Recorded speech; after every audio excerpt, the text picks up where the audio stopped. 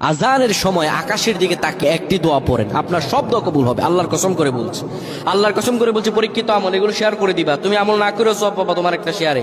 এটি যদি শুনে অন্য কেউ আমল করে তুমি আর সওয়াব পেয়ে যাবা। আজানের সময় যখন আজান হয় তখন আমরা কথাবার্তা বলি, এগুলো অনুচিত।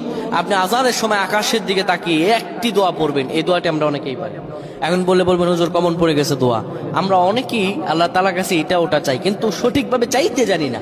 সঠিকভাবে কোনো ব্যক্তি যদি চায় আমার আল্লাহ তাকে দয়া করবেন। আল্লাহ বলেন, বান্দা উদউনি আস্তাজিব লাকুম, আমার কাছে চাও আমি আল্লাহ সব দিয়ে দিব। সুবহানাল্লাহ।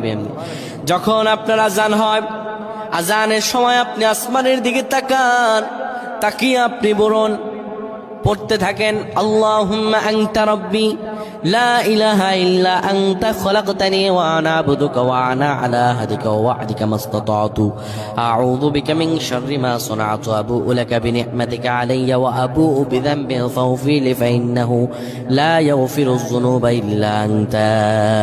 এই সাইয়্যিদুল ইস্তিগফার আপনি পড়েন, ইনশাআল্লাহ আল্লাহ সব দোয়া কবুল করে আপনাকে কবুল আর মঞ্জুর করে নেবেন। পড়েন আল্লাহু আকবার।